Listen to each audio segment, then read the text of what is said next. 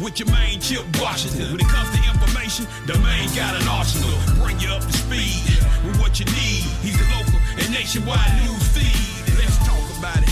Dialect to do something about it. Chip got the flow wide open if you got questions about it. Man, it's the show that brings you to your raw. To solve all problems, it starts with real talk. Real talk. It's real talk. It's real talk. It's real talk. It's real talk. It's real talk. It's real talk. It's real talk. It's real talk. It's real talk. It's real talk. It's real talk. It's real talk. It's real talk. It's real talk. Yeah. Welcome to Real Talk with your host, Chip Washington. It's real talk. It's real talk. It's real talk.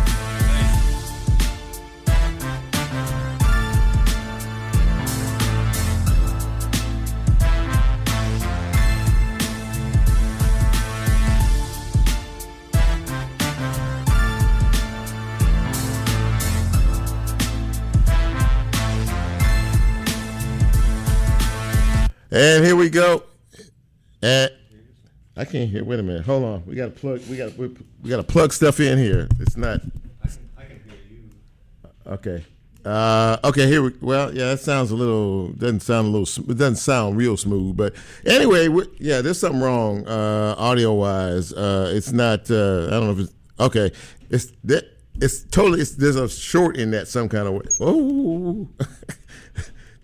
Hang on, ladies and gentlemen. We're trying to get there. There's these plugs here not working the way they need to be, and there's a short. Okay, well, it was working for a second, and then it just. I unplugged it. Huh? That was when it was unplugged. Oh, okay. Did you plug it back? Oh, you're working on it. Okay. All right. Well, okay. We're gonna have to work on that some because it sounds really distorted.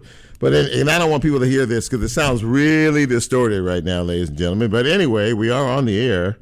Let me see. It's your headphones that are the problem, not the mic. Oh, okay. Did you plug this in? Okay. All right. Let's. Oh, look at that, man. Lulu is some kind of smart boy, ladies and gentlemen. Here we go. We're ready to go. Finally ready to go on this Monday evening, May 11th. Thank you for being a part of what we do here at Real Talk Memphis. In case you wondered, yes, you have found Real Talk Memphis, an all-new live edition on this beautiful Monday. Hello, beautiful Monday evening in the city. I am your program host. My name is Chip Washington. Very glad to be here with you on this day. Nothing is taken for granted, but we are here. We're fired up and ready to go. And we have a really good show for you tonight. We hope that you can stick around for the entirety of it. That would be from now until 7 p.m. Central Time, right here on WYXR. Speaking of that, before I introduce my guest lineup for the evening, there are several ways you can get a hold of this fine piece of radio broadcasting. We are broadcasting live right now on 91.7 FM. That will be WYXR on your FM side. And, of course, we are on the WYXR app. You can also find us on the TuneIn app. We are live streaming this evening, so we will be on Facebook Live if that is your thing. And when the show posts in a day or two, you can find us on YouTube, the audio version, and wherever it is you get your podcast. Why, you ask? Because we are a podcast, and once they post the show to the station, it will be broadcast. It will be available on every podcast platform you can possibly imagine. So we hope that you get out there. Yeah, you guys do these podcasts, man. Put us on your list. Real Talk Memphis, each and every Monday evening from 6 to 7 p.m. Some of them might say with Chip Washington, but you get the message. Okay, so like I said earlier, we have a really good show for you. Now, let me give you the rundown of who is going to be on this broadcast this evening. First up, in reference to what has happened recently in terms of this redistricting situation, we're going to talk a little bit about that tonight, probably with a couple of different folks. But first up, Elaine Turner. Elaine Turner is a civil rights activist. She's also a historian, and she is an educator. She runs heritage tours and gives people that historical perspective on what Memphis used to look like way back in what I like to call the bad old days. So she'll be joining us and giving us her take after having watched with Dr. King and have just seeing this civil rights situation up close and personal, even by way of jail. She and her sister spent more than a few times in jail being arrested for their activism. So I'm looking forward to talking with her in just a couple of minutes. A little bit later on in the broadcast, of course, all of us know about the passing of State Representative G.A. Hardaway. Well, I am very happy to have his son on the show this evening, who was appointed as the interim representative of District 93, taking his father's seat. He is T.J. Hardaway, and he will be joining me in just a few minutes to talk a little bit about his father, obviously, and, of course, his role in filling that seat and what happens next. And a little bit later on in the broadcast, the good Reverend Dr. Keith Norman joins me again. It's been a minute since I've had him on the show. He is the senior pastor of First Baptist Church, Broad Avenue. So we are looking forward to having him on the big broadcast a little bit later on tonight. So y'all stick around, man. Stick around. It's going to be a good show. I promise you, even in spite of the host, it's going to be a good show. Let's do a little something we like to call celebrating the birthday. You know, May is a big month for birthdays, and whenever you can take a trip around the sun, it's always a good thing. And it's always a better thing when folks can celebrate you. And we like to do that here. But we can't do that until I say, hit it, Bran. Happy birthday. Happy birthday. Going out to the following folks. Let's see here. Joyce Arata is celebrating her birthday today. Happy birthday, Joyce. Demetrius People celebrating today. Happy birthday to Bertha Gross. She is celebrating. Janice Hill Williams, happy birthday to you. Happy birthday to Bobby Jeter, to Vontarius Jones, to Shirley Green, and to my baby sister Cheryl Lewis, celebrating her birthday today. And let me just say this. From all of us, first of all, here at Real Talk Memphis, happy birthday. Glad you made another trip around the sun. I hope today has been filled with fun and laughter. And for all of us here, we hope to be with you next year for your next trip around the sun. Thanks, Brent.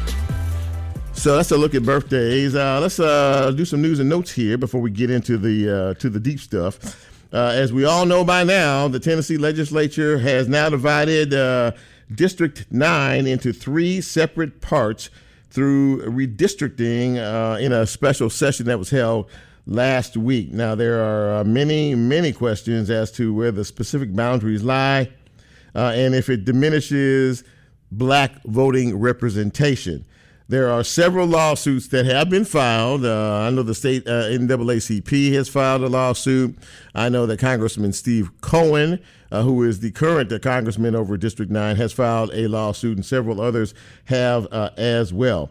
Just after the bill was signed by the governor,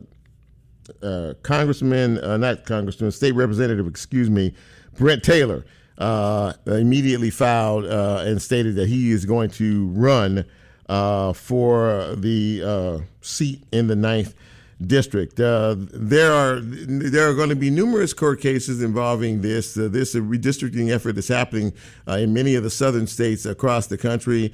Of course, it started in Louisiana when the Supreme Court said that they couldn't draw lines based on race. The Virginia folks that had redistricted, that they had a redistricting vote and was successful doing it. Well, the Supreme Court said that they couldn't do it. Now I'm hearing that Alabama not Alabama, but there's another state that is trying to redistrict as well, and that might be an uphill battle. So this whole situation, whether anyone chooses to believe it or not, is all about holding the House and the Senate and the Congress in Washington, D.C. That's why the president's working so hard to get folks to redraw these lines in ways that aren't necessarily partisan or fair, because the midterms are coming, and he's a bit concerned about whether or not the Republicans hold on to the House. To be continued. Let me see here. What else I have here? By the way, I don't know if you knew this or not, but the Memphis and Shelby County Schools announced that they're going to file a lawsuit against the state involving the legality of their takeover situation. We've heard nothing more about that as of yet, or who is going to be appointed as a manager. So we're keeping a very close eye on that situation. This was a bit of a shock in terms of news as we're approaching right near the end of another school year, that the state has mandated that all third graders, hear me if you didn't know this and you have a child in school, and if they're in the third grade, all third graders in all schools, that's over 5,400 of them, are mandated to have to retake the reading portion of the TCAP test the final 2 days of the school year, if you can believe that. Yes, indeed. This is going to be a problem for a lot of folks because when you get closer to the end of school, a lot of kids in various schools, they don't show up. And, they start their vacation early. They start their vacation early in all of this. So this is going to be a very interesting issue. But as of today, all third graders, over 5,000 of them, are absolutely mandated to take the test to keep from having to repeat third grade. This is just getting crazier and crazier. And finally, a bit of good news here. Congratulations goes out to Doris Young Griffin for being named the new president and CEO of MIFA. Many of you have heard of MIFA. We've had them on the show several times in the past. She begins her tour of duty in August. So I know Dorcas, and congratulations to her. We'll have her on the show once she gets in the seat in August is when she takes her seat, and we'll find out what her agenda is. But that's a big deal. That's a look at news and notes on this Monday evening. So what do you say we get into it? Let's talk about it. Let's take a break. And when we come back, we are going to have our first guest. Don't you dare go away. This is Real Talk Memphis. I'm Chip. It's a beautiful Monday evening, and it's an even more beautiful Monday evening if you stick around from 6 to 7 p.m. Central Time tonight. Don't go away. We'll be right back.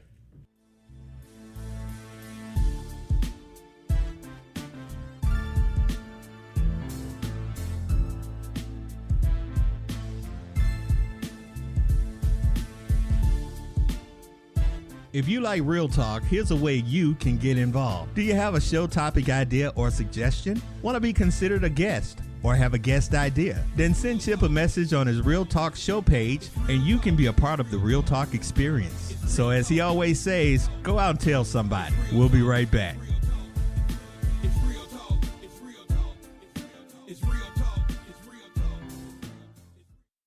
Love listening to Obscure 45s but no time for crate digging? Tune in Thursdays at 5 p.m. for Burnt Ends with Eric Plumley. He's already done the hard work for you, right here on WYXR 91.7 FM, Memphis.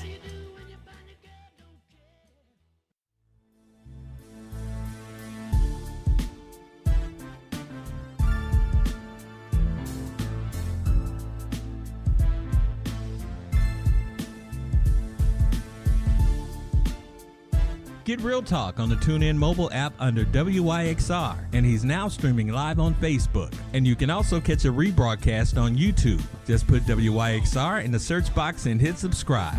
Now back to more Real Talk with Chip Washington.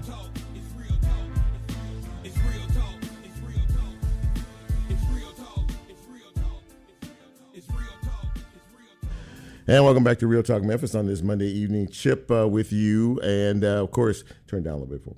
Thank you. A little bit more. Thank you. And we're back. And as I stated at the top of the show, we all know about the redistricting issue that is affecting us directly here in Memphis and Shelby County. And I wanted to have somebody on the show who understands this, who's lived through this, and can talk about how bad this situation is. Please welcome to the show Elaine Turner. Elaine is a civil rights activist. She is a historian. She is an educator. She runs heritage tours here in town. So for our visitors who don't know a whole lot about Memphis and Memphis history, that's the place to go, and she's the one to go to. Elaine, it is great to see you. Welcome to Real Talk Memphis. Thanks for coming tonight. I appreciate you. Okay, thank you, Chip, for having me. I'm pleased to be with you and your audience this afternoon. Okay, so and we appreciate you. So obviously, Elaine, you have lived through the dark days of the civil rights era here in Memphis and Tennessee. You marched with Dr. King, And you know, one thing I don't know how many people know this about you, but you and your sisters have a bit of history in terms of being jailed for some of your stances and some of the things that were going on back in those days. But before I get into all of that, I want to find out from you where we've been to where we are now and your thoughts about that. Well, Chip, you know, when I think about where we've been, I know that when my family moved to Memphis in the 50s, uh, then everything was segregated. All the schools, public facilities, um, everything, absolutely everything. Right. When I say everything, that's what that means. And that was the norm during that time. And we knew that it was not equal, but we had to survive. So we went to our black schools. We went to and learned. We did all of those things, but we knew that um, there were more things out there that we should have been able to take advantage of. And of course, our parents could vote when we came to Memphis, and that was and they did exercise that right to vote. There were not a lot of black people voting at that time, but they did. And I know my parents always talked about voting. I remember my mother talking about her father would just be so angry on election day because he was not allowed to vote in Haywood County, Tennessee, uh, Brownsville, Tennessee, in that area. He was not allowed to vote, and he just said that he wished he could vote. And so when my mother and father got the opportunity to vote, they always exercised their right to vote. But nevertheless, everything was segregated. They could go to the polls on election day, but every other aspect of Memphis was segregated. And we didn't know when things were going to change, but we knew they were unequal. We understood that our parents always had to pay taxes, and we had all the other taxes that you pay on merchandise that you purchase and all of that. And a lot of that went to these public facilities that we could not take advantage of. So here it is, we paid for segregation uh, all during the days of Jim Crow. Black people paid for to be discriminated against. Well, And that's so interesting. Wow. Okay. when we had the opportunity to change some laws here, then we took advantage of that. And that the civil rights movement was actually started in by students, by young people Oh, okay. at Lemoyne College and Owen College. They were the ones that began to break the barriers of segregation here in Memphis. And many people tend to forget that, or maybe just don't know that. Uh, but they decided to go to the library, Uh-huh. where it was a public facility. There were several white libraries and only one for colored, as they would call us Yeah, then. yeah, yeah. And they were not well stocked. The one colored library on Vance Avenue. So those students went to Cossack Library and the Peabody Library, which was the main branch at that time, and they sat down. That was in 1960. They sat down and started reading books. And of course, dozens of policemen, just flooded the libraries and pulled them out and put them in the paddy wagons and took them off to jail. Let me ask you, Lane. Let me ask you why you say that. Let me ask you, how dangerous, especially during that time, was it to be able to do something like this? And as you just said, the police came swooping in and started to make an arrest, make arrest of people. But how dangerous during that particular time was exercising one's right, if you will? Oh, certainly it was dangerous, because we were those students. Before started participating, those students were treading in, I guess you would say, unknown territory or unknown waters because it was dangerous, yes. And they could have been brutally attacked. Uh, fortunately, we didn't hear of any brutality as far as those particular first sit-ins were concerned, but they indeed were not treated like they were citizens by being arrested, by being packed into these paddy wagons, that would a vehicle that would probably hold maybe 8 people, and they put pack 20 people in there. Oh goodness. However they could get in there, because Sure. I remember going in the back of one of those paddy wagons myself, and they just shoved us in there on top of one another. El- Elaine, how, and in reference to that, I guess I want to know from your perspective personally, why did you decide to get involved in this movement? Why was this so important to you and your family? Well, it was important because we knew that we were being denied privileges that the whites had here in Memphis. As I said, we um, paid the same taxes.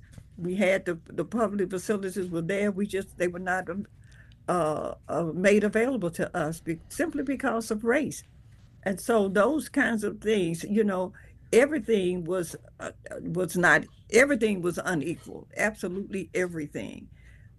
Even when we went to school, we had books from Central High School that had been used and damaged, Yeah. but that's where we got our books from another white school. So we were given second class everything. So in the 50s and 60s, we were definitely second class citizens. Might have had the right to vote, but we were treated as second class citizens. So the hand me downs or whatever that was left over, that's all we got.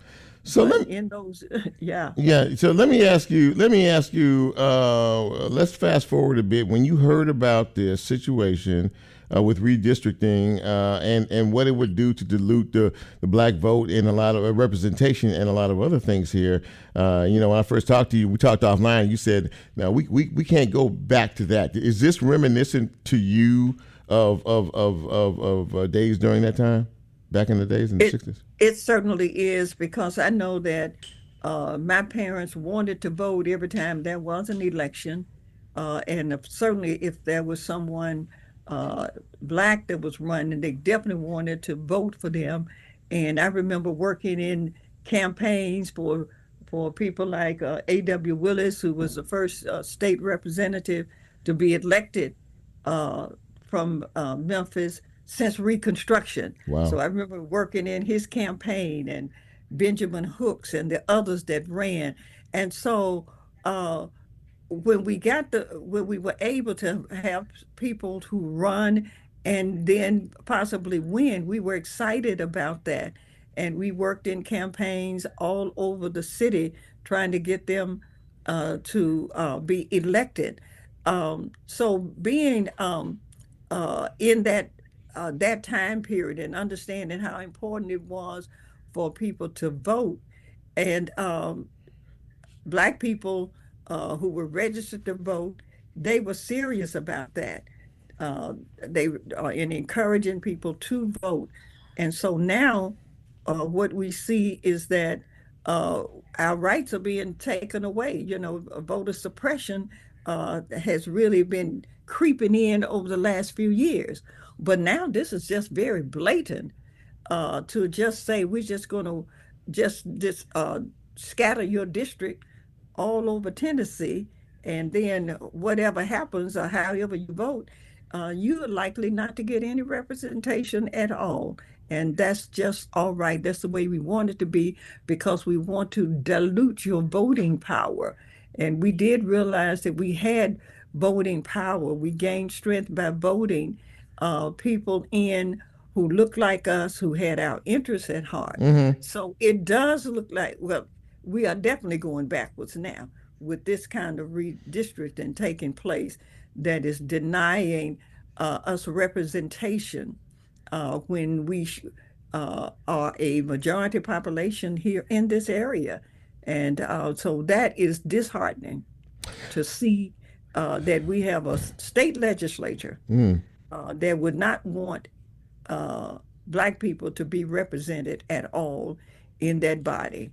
Before I let you go, I want to know from you, someone who has lived the life, lived the experience, had the experience, understood what it was like then, and see what is happening now. What can we as a people do to galvanize and unite and try to fight this from your perspective?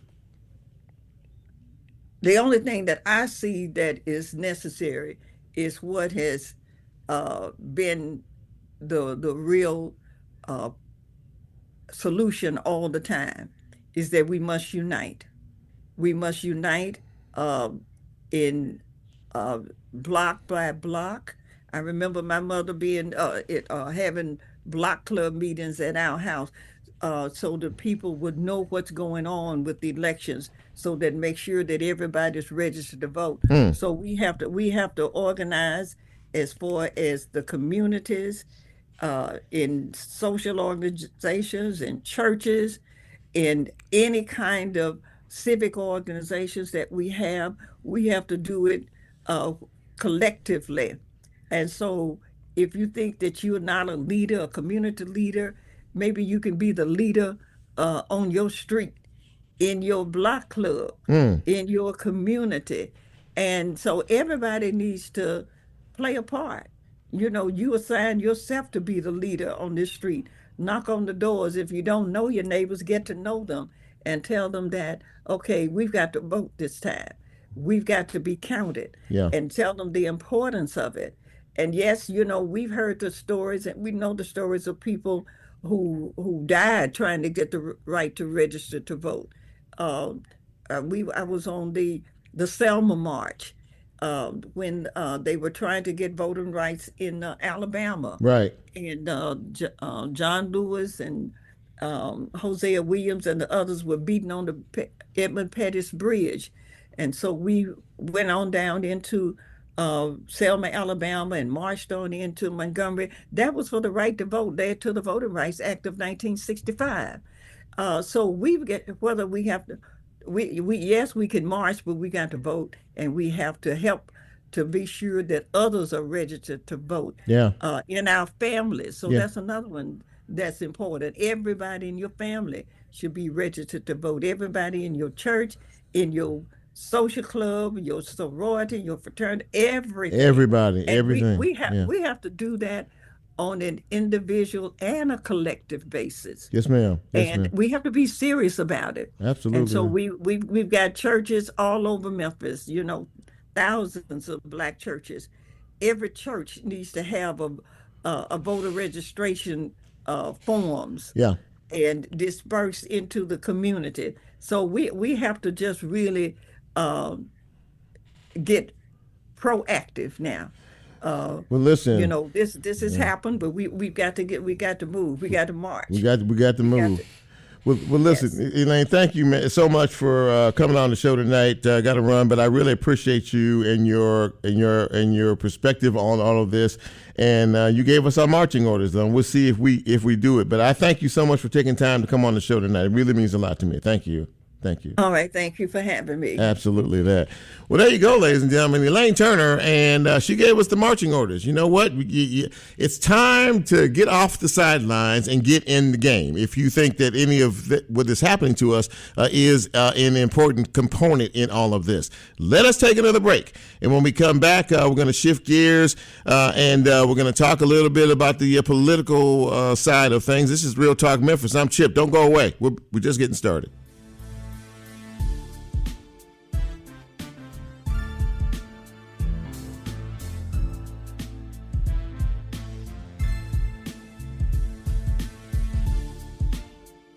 If you like Real Talk, here's a way you can get involved. Do you have a show topic idea or suggestion? Want to be considered a guest or have a guest idea? Then send Chip a message on his Real Talk show page and you can be a part of the Real Talk experience. So as he always says, go out and tell somebody. We'll be right back.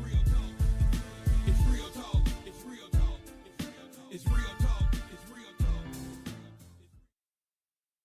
talk. Hey guys, you're listening to 4 Fives. This is DJ Grand Piano, where I play all the soulful tunes from the 70s, 80s, and 90s. Tune in each Sunday from 5 to 6 p.m. And remember, if the 4 don't get you, the 5 will.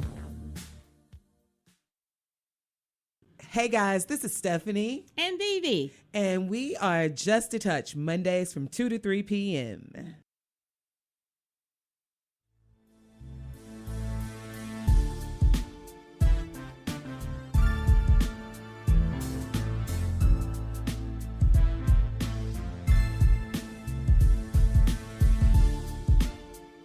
Get Real Talk on the TuneIn mobile app under WYXR, and he's now streaming live on Facebook. And you can also catch a rebroadcast on YouTube. Just put WYXR in the search box and hit subscribe.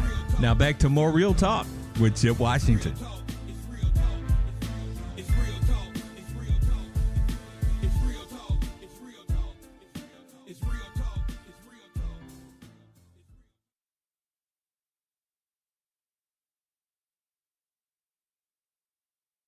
Hey guys, this is Stephanie. And Vivi. And we are Just a Touch, Mondays from 2 to 3 p.m. Let's do it. Oh, is he on? Oh, we don't have music. Bryn, you know I love my music. Anyway, I'm giving Bryn a hard time. But anyway, we are back, ladies and gentlemen. Welcome back to Real Talk Memphis on this Monday evening. I am Chip.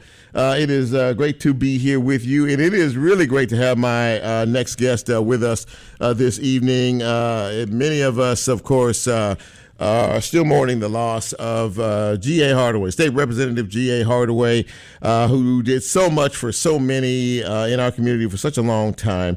Recently, the county commission here appointed his son, T.J. Hardaway, to fill the remainder of his position as representative in District 93. I am privileged to have T.J. Hardaway joining me right now. And T.J., it is great to see you, have an opportunity to talk with you for a few minutes. And before we get into this, I'm gonna throw a flashback here. You remember your days at Hanley Elementary School? Oh no. Okay, so that means yes, ladies and gentlemen. He and his brother attended Hanley Elementary School. Am I correct? Am I right in that? It said for a short time. For a short time. So I asked. So my wife taught there for years, for a very long time. Miss back then she was Miss McCullough. But and we, you know, she knew your dad was over there all the time. And so I asked my son, I said, do you remember the Hardaway brothers? And he said, yeah, I do. You guys were very, very young. He said, there's two things I remember. One, they were very smart. And two, they both wore bow ties. So I said, I'm gonna ask him to co-sign on that. Is that true? Do you remember those days? We were sharp. Yeah, you were clean. That's what I heard. I remember our dad made us. Okay, that's bad. That's a bad way to say it. He made sure that whenever we were in public, we were sharp. I remember that very well. There's plenty of pictures for that, and there were definitely a number of times where we were wearing bow ties. Well, there you go. I just thought I'd take you way, way, way, way back down memory lane before we started this interview. Yeah. So listen, congratulations. Obviously, you're stepping into some big shoes. I have heard you say in a previous interview that, you know, you felt like you were prepared for this. You felt like, you know, your father had prepared you for this. Talk a little bit about that and the importance of that, and just how much, and when you realized just how much he meant to the people in the district that he served. So it comes down to a lot of conversations that my father and I had, particularly last year. Because whenever you come into a season of your life that you're looking for that niche that you can call your passion, you have to analyze what are your skills, what's the one thing that I know better than anything, and more than obviously it became communication and diplomacy, and just being able to pull back to the lexicon, this little dictionary in the back of my head, Sure. and have words to say. Uh-huh. And it took a long time to realize that was that was an actual skill, and we learned that from him innately. Hearing you say that, I mean, there was there's always, I think the outpouring that you and your family have received, since your dad's passing has been, I know it's been extraordinarily touching. And just before we came on, we were talking a little bit about that, being who he was and how he did what he did. After you have been, kind of indoctrinated into this position, you've been talking to so many people who have been extending such well wishes to you and your family and everything. And that really does give you kind of an insight. You said that before we came on the air, and I want you to kind of talk a little bit about that, the insight into the man and how he did what he did. Well, I think it's a lot to do with you don't really understand why your parents are doing what they're doing if they're doing it right. Mm-hmm. Because you're surrounded by the exact opposite. And when we were younger, our dad was very strict. He had us dress sharp all the time. He made sure we didn't speak a certain way. We didn't walk a certain way. He made sure that we were reading on a regular basis. And that was not our environment. And for a young man of color, that's not typical for you to see on a regular basis. Mm-hmm. So we couldn't see the effect that it would have on us or that it could have on other people until we got older. And now that I'm surrounded by people that he influenced, that are inspired by him without having known him personally, it makes sense. It really makes sense more than ever that he was building us so that we could be something that could carry on an influence that was so huge for everyone around him that it's circling back around. People talk about an inheritance or what you're going to leave for your children or Sure. the legacy that you have. Sure. He left us a community. He left us a community, and he left us with the skills to access that community. That's I'm trying to process that, and I completely understand what you're saying here in terms of that. Now, you're in the seat now. You are the interim representative of District 93, so that means that there is a responsibility of well over 60,000 people, I believe, that are in that district, and you're in that seat until the elections in November. It is early. It's very early in terms of all of this. And I don't know if it's a fair question or not to ask you whether somewhere in your mind, in the back of your mind, as you go through the day by day, that decision to assume your father's seat in terms of election has crossed your mind yet, or is it a bit too early for that? It is appropriate for me to say that it has crossed my mind.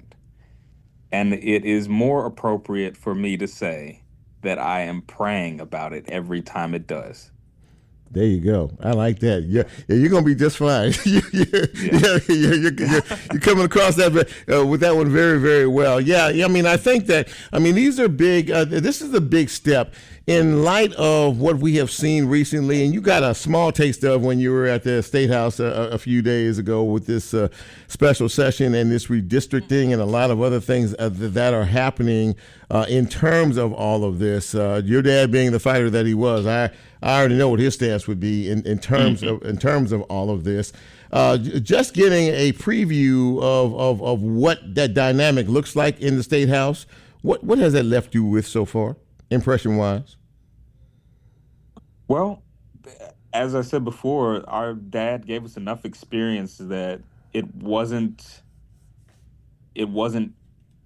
nerve-wracking, but it was definitely a historic moment. It was an opportunity to see how much of an impact anything that I do from this point on. It set the tone, and it set the tone pretty hard, pretty high. The bar is high right now, because so much happened on one day. As you know, when it comes to this bill, my father was the first one to issue the complaint and to file against the governor. Right.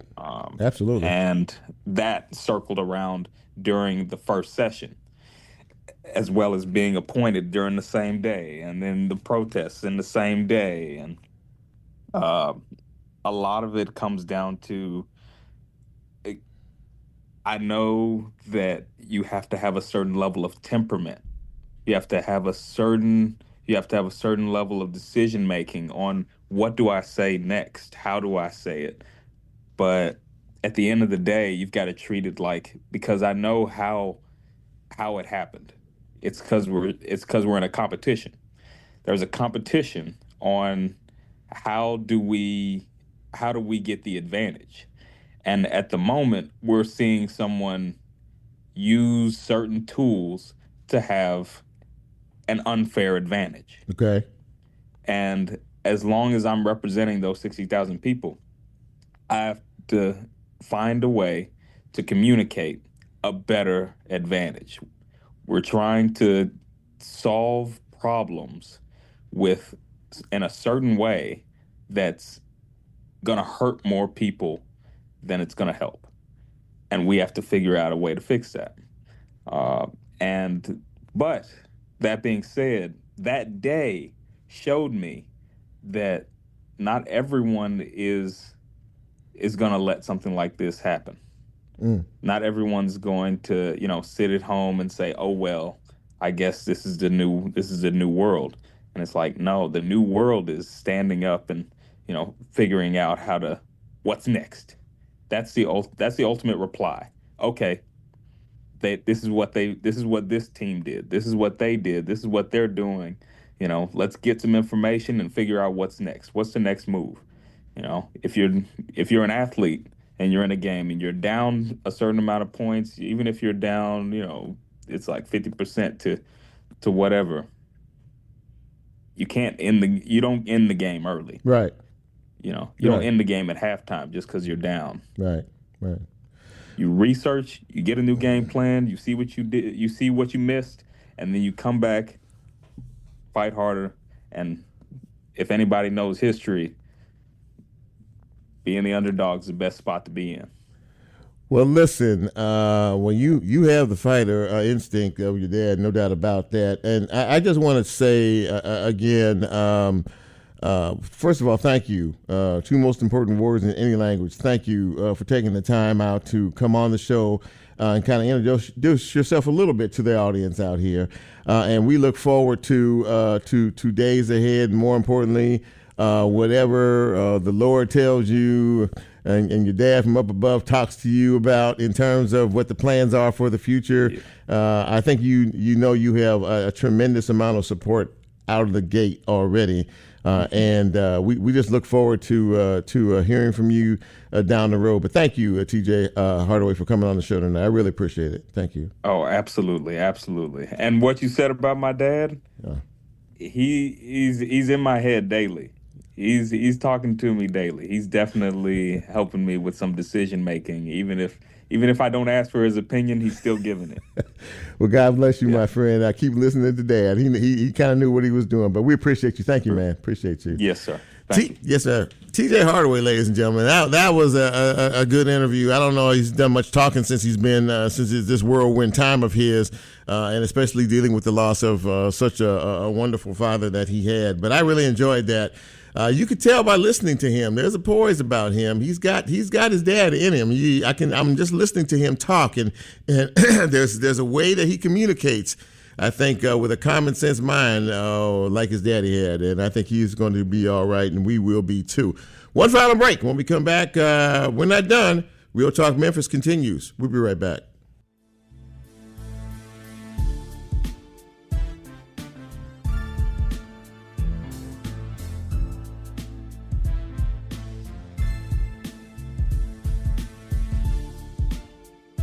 If you like Real Talk, here's a way you can get involved. Do you have a show topic idea or suggestion? Want to be considered a guest? or have a guest idea? Then send Chip a message on his Real Talk show page and you can be a part of the Real Talk experience. So as he always says, go out and tell somebody. We'll be right back.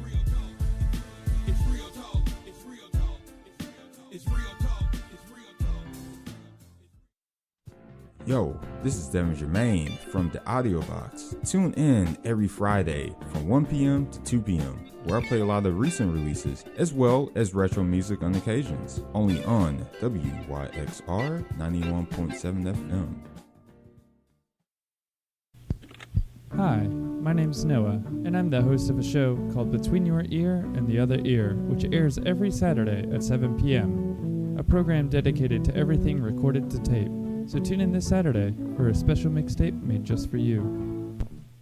This is Brandy Putting on Airs, and I want to help you through your Sunday morning come down. There's no better time to listen to a little honky tonk than Sunday morning when you're trying to remember your Saturday night. So grab your Bloody Mary and your coffee and tune into WYXR at 9 a.m. Sundays, and let's get your day started right.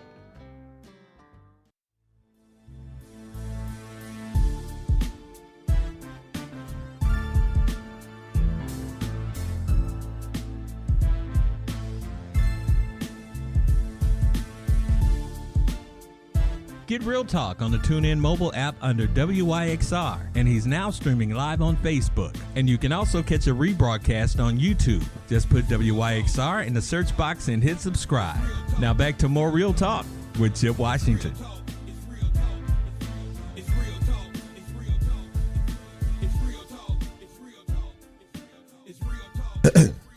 And welcome to Real Talk, back to Real Talk Memphis on this Monday evening. Glad to have you with us.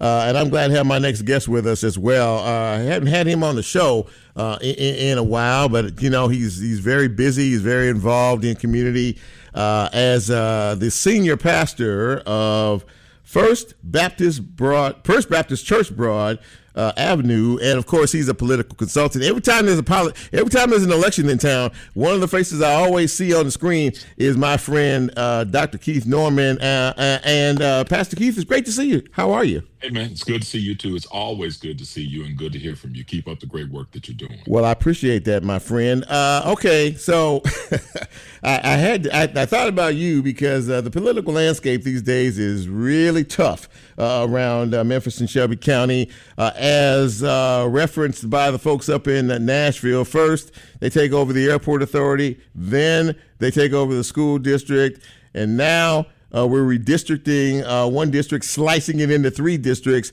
and who knows where, who knows what, who knows is. So I had to get your take on the landscape as we see it today. So the landscape as we see it today is that everything about Memphis and Shelby County seems to be under attack, especially by Nashville, and the state of Tennessee is not really helping to aid Memphis. Don't leave out the fact that the Shelby County budget was not passed, and the comptroller wanted to have oversight of even the way we spend money, which slows down our contracting, slows down our ability to sustain and govern ourselves. And so many of these things are just pointing to a real takeover of Shelby County and the city of Memphis. I mean, when you just laid it all out like that, I mean, what is happening here? What is this all about? This is clearly a majority, and this is, majority rule, it seems as if, but it seems to me like everything that comes down out of the state legislature is aimed squarely at Memphis and Shelby County, and they're just, we know that they wanted it to be red for a very, very long time, as the kind of the whipped cream on the cake. But is this, even for you who's been around here and who's been fighting for a very long time, is this surprising at all to you? It is not surprising, but I thought that the way this one in particular came down, we were waiting for it. But I don't really think that it applies appropriately to the city of Memphis. First of all, Louisiana carved out a special district for an African American, and that's been since 2020. So let's get this in perspective. The 9th Congressional District was not carved out. The 9th Congressional District was won by Harold Ford Sr. in 1974. And people began to move out of Memphis because they did not want to be governed by an African-American congressman, eventually an African-American mayor. And so what happened was, by attrition and by flight, people began to go to places like South Haven, Olive Branch, Northern Mississippi, Collierville, Germantown, and other spaces. And so therefore, Memphis as a district was never governed by the special district rule that was just struck down by the Supreme Court. But the second thing it is very important for us to talk about is that this is simply an insurance impeachment policy, impeachment insurance policy for Donald Trump. Right. That's all it is, to try to get this done in such a quick manner, to disregard the fact that there's already a primary underway, and to get this on the ballot by November, by the midterms, simply says they know for a fact that when the House is lost and when the Senate flips, that Donald Trump is in trouble. He has broken the law. He's done so many things. But here's what I think they've done. I think they overplayed their hand in so many ways, because while there are a majority of individuals that are remaining in these three districts, and I do want to talk about the economic impact that's going to have, Sure. There are people enough outside of the districts here that has been carved into three that will join their ideology with ours, because they don't agree with everything that Donald Trump has done. They don't agree with high gas prices. They don't agree with the war, the way it's being played out. And they don't agree with some of the ethics. There are even some Republicans that have expressed privately, unfortunately, that they don't agree with this, but they're looking for the right band to join. And I think this could be an opportunity if we get the right three candidates and not run 5 or 6 candidates. And I'm going on record to say that we need one candidate in each district so that we can multiply our chances and take 1, 2, or even 3 of these seats. One thing I want to ask you about in particular, because I know this is something that you have harped on for a long time, in terms of the responsibility of us as citizens when it goes to voting and going to the polls. Once again, we had a big election, big county election, and had about 16% of the 16.2%. I mean, so when you see that, and know that we have over 500,000 registered voters, notwithstanding, but 16%. I mean, how does that make you feel when I know that you urge people every time there's an election cycle the importance of voting? Do we not get it? Do we not understand it? Or do we not care about it? So I don't want to blame all of it on the electorate. I do want to say that we need to do a much better job in educating and encouraging people to vote. Okay. But I also say we want to give them something to vote for. We need to give them the right candidates. We need to bring inspiration and information back to the platform. When I served as Shelby County Democratic Party chair, I stayed in trouble because I didn't endorse everybody who wanted to run under the Democratic banner. We made sure that candidates were ready to run and that they would galvanize a strong vote. And so people are wise. We run a lot of candidates. In this last election, I had well-informed people who were asking me questions like, who is this person? I don't know all of these people. And when individuals don't have to work hard for our vote, it presses down and creates apathy, and people don't get out. Now, I'm not giving them an excuse. It is dismal that we only had 89,000 out of 577,000 registered voters to vote. Right. We definitely have to improve that number, but we got to work it from both ends. We got to get good candidates. We got to have well-informed parties that are putting the right candidates in front of people and a clarifying message. How do we get candidates to understand that? Because even in the race that we just had, we had 7 people running for county mayor, about 7 or 8 people running for sheriff, and a lot of these other offices and things like that. How do we get people to understand, candidates, potential candidates, because we have seen what happens when voters don't do their due diligence, and some of these people who are elected are regrettable decisions that are made. So, I mean, how do we get even people who are considering to run for office to understand the dynamics of what is at stake? So, Chip, I rest his soul, my good friend, the late councilman and at one time mayor Myron Lowry. His son, congratulations to Mikhail, who just won the primary for county mayor. But he and I had a candid conversation about that very thing at the Democratic National Convention when President Obama was nominated for the presidency. Okay. We talked about making people who break ranks and split the vote pay. Make them pay. because all too often people who crowd out races, knowing that they don't have an opportunity to win, knowing that they are detracting a vote from a potential winner or running as a disruptor or someone to upset, they come back and run for something else a year later or 2 years later, right, as if they haven't done anything. I think you got to hold them accountable, and you got to ask them, hey, if you know you can't win, one of the things we asked people at a certain point was, if you see a point in this process where you're not able to raise enough money and where your message is not becoming clear to people, will you consider getting out of the race? And the people who say no to that over and over again are showing a lack of statesmanship. They're not really showing concern for their communities. They're still trying to put their name out there, so to speak, for the next time around. But can I address one more thing? Sure. I don't know how much time we have. We got about a minute. Go ahead. Got about a minute. About the ninth congressional district. Yes, Let sir. me just share something with you. Uh-huh. The economic power is being diluted in Memphis, Tennessee. Memphis largely acts as a region, not just a city. Keep in mind, when we were talking about a bridge that had to go across from Memphis into Arkansas, right, that is going to improve the economy of everything in Memphis and in Arkansas. We advocated for one congressman to help us get that done, and it happened. Let me tell you what's getting ready to happen now. Okay. We have a city that's been divided. It's called the Tale of Three Cities now. We're going to have three districts in one. Yeah. Poplar as a street, a corridor, will run through three different congressional districts. The way I see the maps looking right now, you're going to have part of Poplar in the 5th, part of Poplar in the 8th, and part of Poplar in the 9th congressional district. That's crazy to me. They're going to be competing just along one street. Memphis needs to work as one region. We need to work to get our infrastructure, congressional dollars leveraged. We need transportation dollars. We can't have a congressman who's not advocating for all of Memphis because they have interest in Clarksville, Tennessee, or along the Dyersburg corridor. We need dollars to remain in Memphis. And so we've got to work hard to get this turned over so that our advocacy for federal investment remains intact and that we can get our priorities accomplished. Reverend Dr. Pastor Keith Norman, thank you, my friend, for coming on the show tonight. I always enjoy our conversations and how you break things down. We'll all have to wait and see how this thing unfolds and how it happens down the road. Be prepared to get another text from me. So, yes, sir.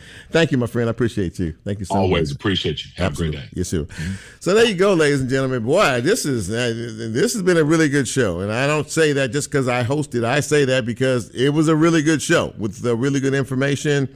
I'm glad that you all had a chance to check it out. If you haven't had a chance to check it out, if you didn't get the chance to listen to it or watch it live on Facebook Live, it'll be on my Facebook page. Go to the page and take a look at it if you haven't seen it, because shows like this are important, and information like this is a very, very important component as well.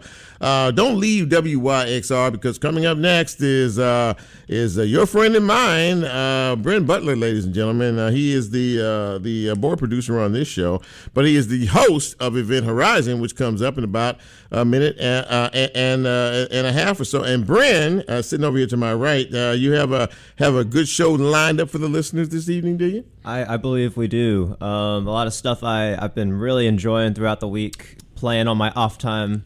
High energy in the first half, and we'll get a little bit heavier in the second. Multi-genre, of course.